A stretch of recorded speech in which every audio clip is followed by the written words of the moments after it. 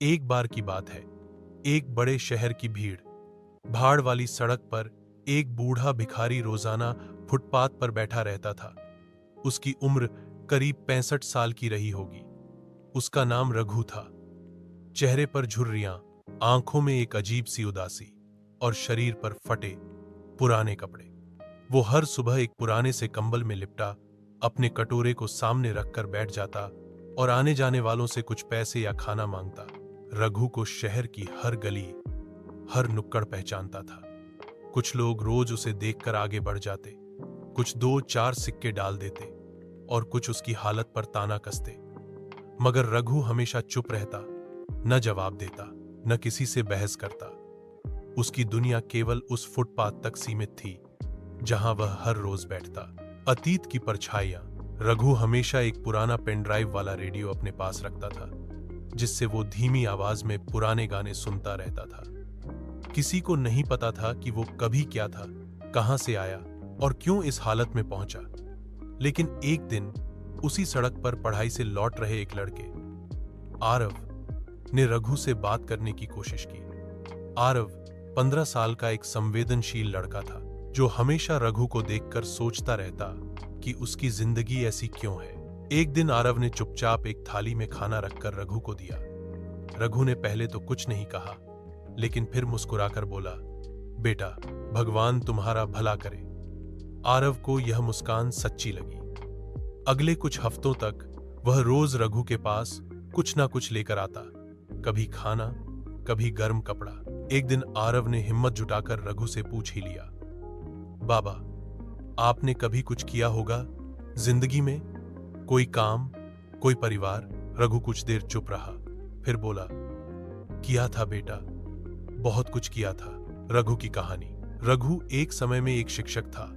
एक सरकारी स्कूल में गणित पढ़ाता था। ईमानदार, मेहनती और छात्रों के लिए समर्पित। उसका एक छोटा सा परिवार था, पत्नी और एक बेटा। जीवन सामान्य था, लेकिन खुशियों से भरा। फिर एक दिन उसकी पत्नी को कैंसर हो गया। इलाज महंगा था, लेकिन रघु ने हर संभव कोशिश की। घर तक बेच डाला, पर पत्नी को बचा नहीं सका। बेटे की परवरिश में जुटा, लेकिन बेटे का मन बिगड़ता गया। मां की मौत का असर उस पर गहरा हुआ।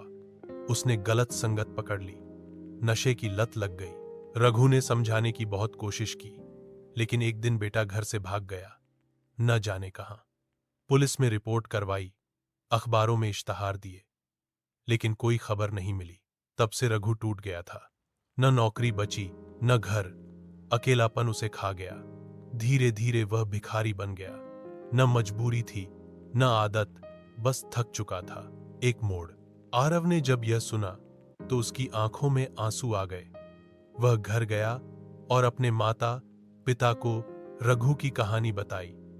माता पिता भी संवेदनशील थे। उन्होंने रघु को अपने घर बुलाने की सोची, लेकिन रघु ने मना कर दिया।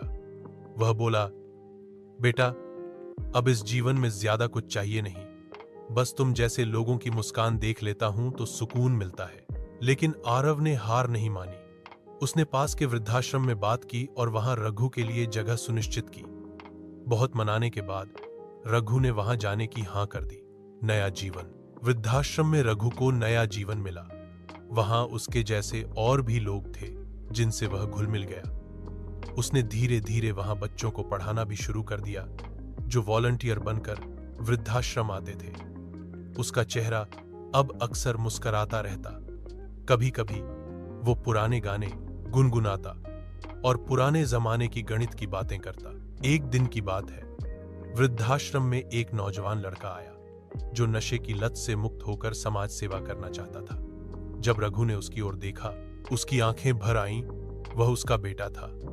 सालों बाद लौट आया था, टूटा हुआ लेकिन पछताया हुआ। पिता पुत्र गले मिले, सालों की दूरी, पछतावे और दर्द आंसुओं में बह गए। संदेश। रघु की कहानी हमें यह सिखाती है कि जीवन कितना भी कठिन क्यों न हो, इंसानियत और उम्मीद कभी नहीं मरती।